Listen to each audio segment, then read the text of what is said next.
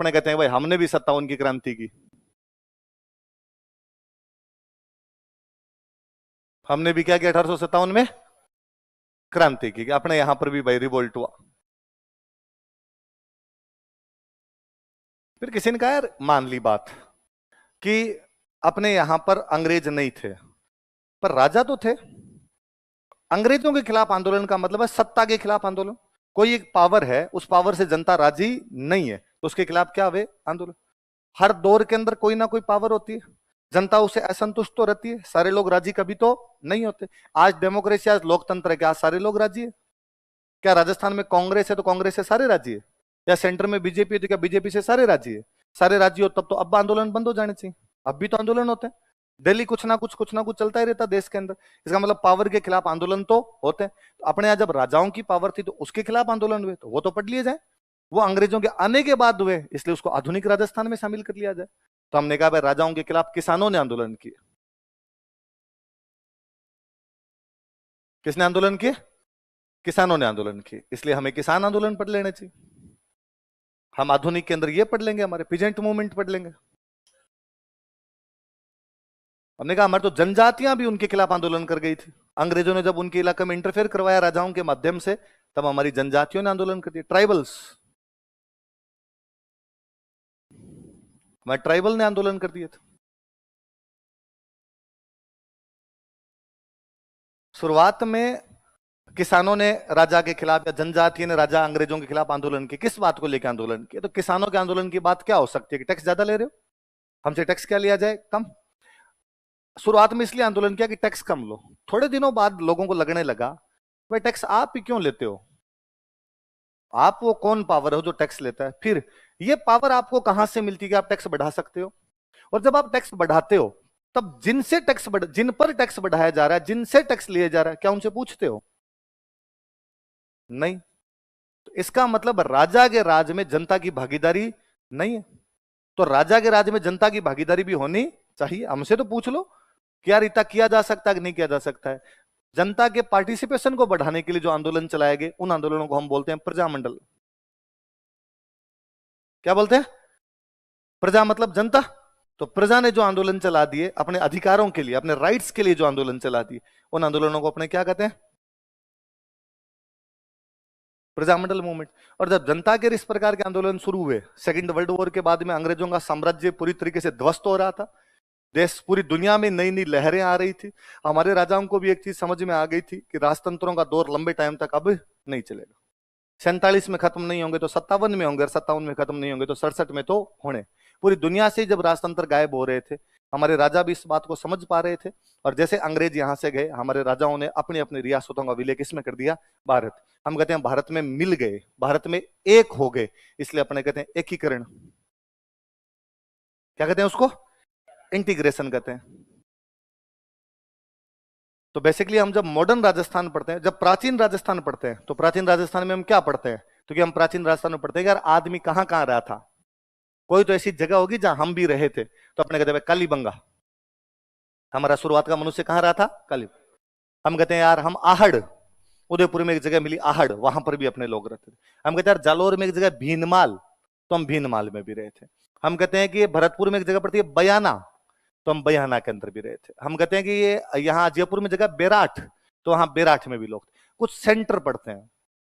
प्राचीन राजस्थान के इतिहास में केवल साइट्स है।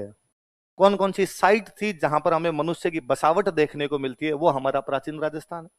मध्यकालीन राजस्थान का मतलब है राजा महाराजाओं के टाइम में क्या क्या हुआ था, उनकी लड़ाइयां कैसे हुई, उन्होंने कल्चर को कैसे बढ़ावा दिया, उनकी सोशल कंडीशन क्या थी, उनकी इकोनॉमिक कंडीशन क्या थी, उनका एडमिनिस्ट्रेशन कैसा था, उनका रेवेन्यू क्या था। ये सब जो हम पढ़ते हैं किसमें पढ़ते हैं? मिडाइवल। और मॉडर्न के अंदर हम पढ़ते हैं कि अंग्रेजों के आने के बाद राजाओं के खिलाफ जनता के आंदोलन, या राजाओं के और जनता के संबंधों में जिस प्रकार का भी क्लेश दिखाई देता है, वो हम किसमें पढ़ते हैं? मॉडर्न। अच्छा, हिस्ट्री में मैंने बताया जो 7-8 क्वेश्चन आते हैं, पिछले कुछ सालों से ट्रेंड ये भी हो रखा है कि एंशिएंट के 2 क्वेश्चन पूछ लिए जाए, मिडाइवल के 2 क्वेश्चन पूछ लिए जाए, और 4-5 क्वेश्चन मॉडर्न के पूछ लिए जाए। एंशिएंट तो है ही बेचारी इतनी सी, एंशिएंट ज्यादा टाइम लगाए तब तो खाए 2 दिन, कि 2 दिन में 2-2 घंटे की क्लास लूं तो एंशिएंट राजस्थान पूरा कंप्लीट हो जाए। और कभी लगे कि यार वैकेंसी आ रखी है यार, बच्चों को फटाफट सिलेबस करवाना है, तो टाइम लेती है 45 मिनट। फटाफट बता दो यार, ज्यादा इधर उधर की बातें मत करो, सीधा सीधा पढ़ा दो तो 45 मिनट में खत्म हो जाए। वहां से 2 क्वेश्चन आ जाए, वो जो 7-8 पेज भरे जाए वहां से 2 क्वेश्चन आ जाए। मिडिवल जब हम पढ़ते हैं तो मिडिवल पढ़नी पड़ती है कोई 20-25 दिन, अलग अलग राजवंश, और वहां से भी क्वेश्चन तो कितने आए, 2। कारण यह है कि मिडिवल के क्वेश्चन जो होते हैं वो पॉलिटिकल आने लग गए कम और कल्चरल आते हैं ज्यादा। तो कल्चरल क्वेश्चन आता है उसको अपने किस में जोड़ लेते हैं, कल्चर। भाई क्वेश्चन आया कुंभलगढ़ का किला किसने बनवाया, तो अपने लेता है तो कुंभलगढ़ के किले का क्वेश्चन है, किला किस में आएगा आपके, कल्चर में आएगा, तो आप उसको किस में गिन लेते हैं, कल्चर। तो मिडाइवल के सीधे सीधे क्वेश्चन तो कम आते हैं, पर मिडाइवल पढ़े बिना आप कल्चर नहीं पढ़ सकते, कि कल्चर तभी समझ में आएगी जब आपकी क्या पढ़ी हुई है, मिडाइवल। उन दोनों में आपस में लेना देना है। कि मैं यदि आपको पेंटिंग्स पढ़ा रहा हूं, चित्रकला पढ़ा रहा हूं, और मैं उस समय बताऊं कि मेवाड़ की चित्रकला चावंड नाम के स्थान से शुरू हुई, तो आपका सवाल होता है सर ये चावंड कहां पड़ता है, यहीं से क्यों शुरू हुई, और वो मिडाइवल पढ़ाया हुआ होता है। तो मैं पहले बताता हूं कि महाराणा प्रताप ने चावंड को राजधानी बना ली थी, और यहां पर एक नासिरुद्दीन नाम के उनके चित्रकार ने पेंटिंग बनानी शुरू कर दी।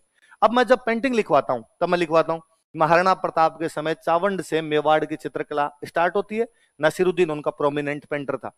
स्टूडेंट को आगे मेरे को कुछ भी बताने की आवश्यकता नहीं, मैं बैठा रहता हूं उसके समझ में आगे।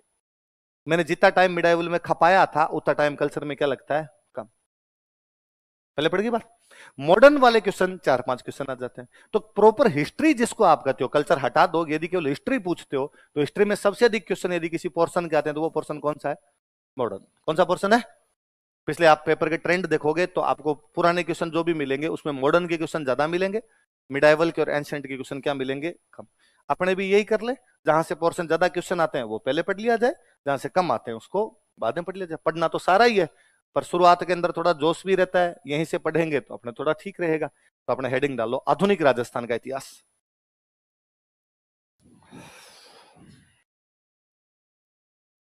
हिस्ट्री ऑफ मॉडर्न राजस्थान, आधुनिक राजस्थान का इतिहास। हिस्ट्री ऑफ मॉडर्न राजस्थान, आधुनिक राजस्थान का इतिहास।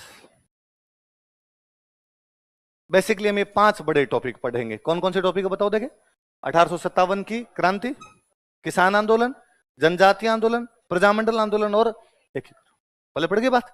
5 टॉपिक मान लो, 3-3 दिन का सा काम मान लो आप, तो ले दे के 15 दिन के अंदर अपना ये मॉडर्न राजस्थान क्या हो जाता है, 14-15 दिन के अंदर सिस्टम खत्म हो जाता है। लिख लो, ये टॉपिक उतार लो ताकि याद तो रहे आपको हम क्या क्या पढ़ेंगे।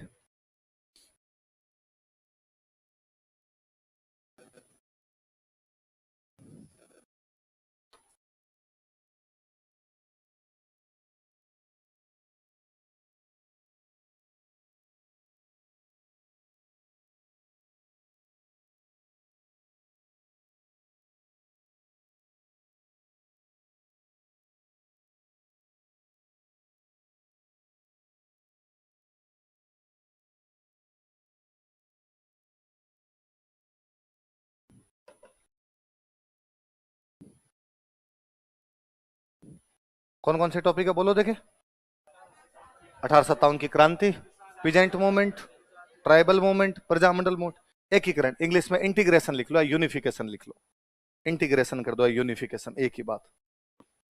एक भाषा में लिख ले, हिंदी वाले हिंदी में लिख ले, इंग्लिश वाले इंग्लिश में लिख ले, इंटीग्रेशन या यूनिफिकेशन। ये 5 तो बड़े बड़े टॉपिक। फिर थोड़ी चीजें बीच में बच जाती है कि सारी चीजें आ नहीं पाती यार, थोड़ी बहुत चीजें बच जाती है, उतार लिए सर। मैं और बताता हूं देखो, फिर थोड़े टॉपिक अपने और पढ़ते हैं। हम पढ़ते हैं राजनीतिक संगठन, अगला टॉपिक लिख लो एक, राजनीतिक संगठन, पॉलिटिकल ऑर्गेनाइजेशंस, राजनीतिक संगठन, पॉलिटिकल ऑर्गेनाइजेशंस, राजनीतिक संगठन, राजनीतिक संगठन।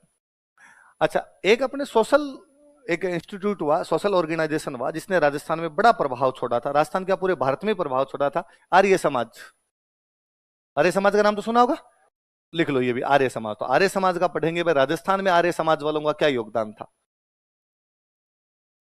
क्यों अपने हर चीज में उनकी छाप दिखाई देती है बाद में, आर्य समाज। ये भैया जब अभी सिलेबस बता रहे थे तब इन्होंने एक टॉपिक बोला कि सर समाचार पत्रों के माध्यम से जागृति कैसे आई थी, तो हम समाचार पत्रों के बारे में पढ़ेंगे, न्यूज़पेपर्स। तो हेडिंग डालो एक, समाचार पत्र।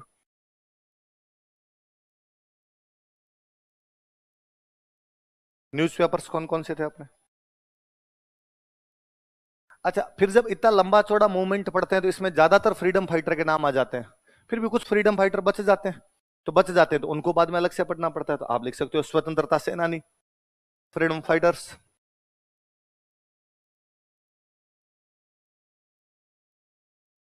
और स्वतंत्रता सेनानी, फ्रीडम फाइटर्स। फिर जब आप इतने सारे टॉपिक देखते हो तो आप देखते हो कि सर ज्यादातर पुरुषों ने किए थे आंदोलनों में, पुरुष